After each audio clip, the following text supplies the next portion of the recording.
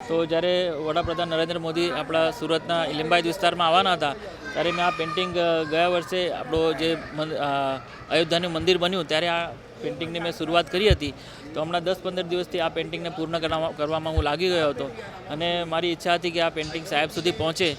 અને અમે જ્યારે પંડાલમાં આ પેઇન્ટિંગ લઈને ઊભા હતા ત્યારે સાહેબનું ધ્યાન પેઇન્ટિંગ ઉપર ગયું અને એમણે પેઇન્ટિંગ મંગાવીને એના ઉપર ખૂબ ખૂબ અભિનંદન મનોજ એમ કરીને સિગ્નેચર આપ્યા. તો મને બહુ ખુશી થઈ અને એમણે સિક્યુરિટી ગાર્ડને પણ કીધું કે એમને બેક સ્ટેજ ઉપર બોલાવજો અને એમને મળવા માગું છું એમ.